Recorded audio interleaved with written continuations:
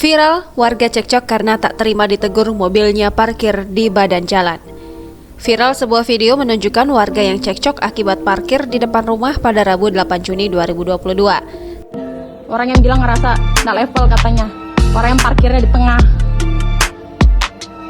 Berapa bulan sudah kita nahan sabar di sini. Orang parkirnya punya bagasi sendiri, punya tempat parkir sendiri. Terlihat dalam video tersebut seorang pemilik kendaraan mengeluhkan tetangganya yang parkir di jalan sempit akibat tidak memiliki garasi. Namun tetangganya tidak mengindahkan teguran tersebut dan justru balik marah. Pak, kalau anu nggak usah lapor-lapor RT, Pak, nggak apa-apa. Terus bagaimana? Orang kan dari kemarin Saya udah di sini aja.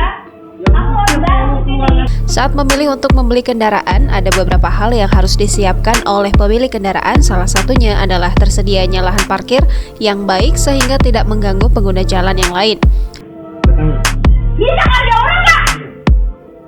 Sampai di tengah, kita tinggal di sini, lah sabar loh ya. Founder Jakarta Defensive Driving Consulting, Jori Pulubuhu, mengatakan bahwa ada konsekuensi jika ingin membeli mobil, harus ada garasi atau bisa menyewa lahan parkir.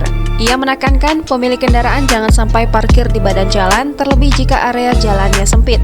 Jika sudah kejadian, pengguna jalan lain bisa melaporkan hal ini kepada Ketua Rukun Tetangga atau RT atau RW. Setelahnya, laporan ini bisa diproses oleh petugas kepolisian.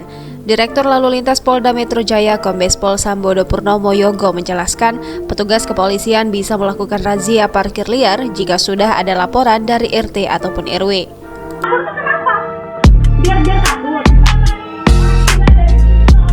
Bukan masalah orang sini hargai orang punya parkiran, Bu. Ini jalan umum. Ini jalan umum. Bukan parkiran Anda, ini bukan garasimu. Jangan lupa subscribe, share, komen, dan like ya!